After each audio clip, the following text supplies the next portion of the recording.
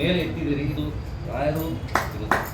ಅದಲ್ಲದೆ ನಾನು ಇಲ್ಲಿಗೆ ಬರುವ ಕಾರಣ, ಈ ಮಟ್ಟಕ್ಕೆ ಸೇರೋದು ನನ್ನ ಅಕ್ಷರಾಭ್ಯಾಸ ಮಾಡಿದ ಗುರು ನಾರಾಯಣ ತೀರ್ಥ ಸ್ವಾಮಿ ಹಾಗೂ ನನ್ನ ವಿದ್ಯಾಮನ್ ತೀರ್ಥಕ್ಕಾಗಿ.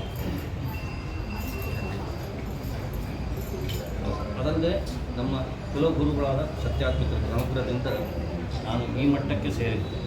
ಆಧ್ಯಾತ್ಮ ಹಾಗೂ ಲೌಕಿಕ ಎಲ್ಲರ ಇದರಲ್ಲಿ ನಿನ್ನ ಒಲಿಮೆಯಿಂದ ಹಾಡು ಎಲ್ಲರ ಲೈಫ್ನಲ್ಲಿ ಹಾಗೆ ಇಷ್ಟೆಲ್ಲ ನಾನು ಅರ್ಹನೇ ಅಲ್ಲ.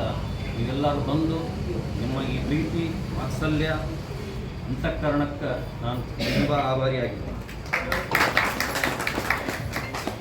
ನನಗೆ ಗುಲ್ಬರ್ಗ ಏನು ಹೊಸದಲ್ಲ. ನನ್ನ ಸೋದರತ್ತಿ ಇಲ್ಲೇ ಶಾಂತಿನಗರದಲ್ಲಿ ಇರ್ತಾಯಿದ್ರು, ವಿಮಲಾ ಜೋಶಿ. ಕೆಲವು ಮಂದಿ ಅವ್ರ ಹತ್ರ ಸ್ಟೂಡೆಂಟ್ಸ್ ಆಗಿಯೂ ಇರ್ಬೋದು.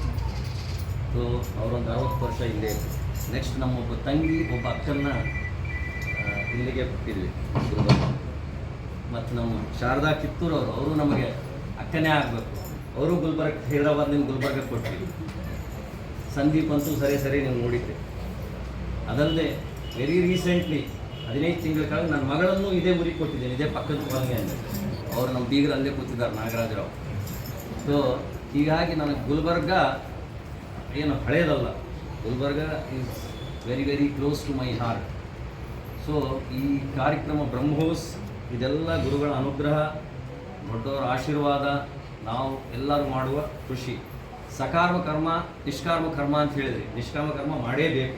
ಈಗ ನಾವು ಇಲ್ಲೇ ಯುದ್ಧ ಭೂಮಿಯಲ್ಲಿದ್ದಾಗ ನಮ್ಮ ಸಕಾರ್ಮ ಕರ್ಮನೇ ಮಾಡಿದ್ವಿ. ನಾವು ನಮ್ಮ ದೇಶ ಉಳಿಯಬೇಕೆಂಬ ಸಕಾರ್ಮ ಕರ್ಮದಿಂದ ದೇವರ ಪ್ರೇರಣೆ ಆಗಿ, ದೇವರ ಪ್ರೀತಿಗೆ ಸಲುವಾಗಿ ನಮ್ಮ ದೇಶ ಉಳಿಸ್ಕೊಳ್ಳೋಕೆ ನಾವು ಸಕಾರ್ಮ ಕರ್ಮ ಮಾಡಿದ್ವಿ.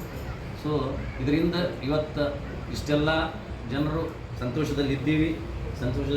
ತಾವು ಎಲ್ಲರೂ ತಮ್ಮ ಕೈಯಲ್ಲಿ ಆದಷ್ಟು ದೇಶಕ್ಕಾಗಿ ಸೇವೆ ಮಾಡಿ, ತಮ್ಮ ಮಕ್ಕಳನ್ನು ಪ್ರಚೋದನೆ ಮಾಡಿ, ಅಥವಾ ತಾವು ಏನು ಮಾಡ್ಲಿಕ್ಕೆ ಸಾಧ್ಯವೋ ತಮ್ಮ ಪಕ್ಕದಲ್ಲಿ ದೇಶಕ್ಕಾಗಿ ಸೇವೆ ಮಾಡಬೇಕು ಅಂತ ನಾನು ಎರಡು ಮಾತನಾಡಲು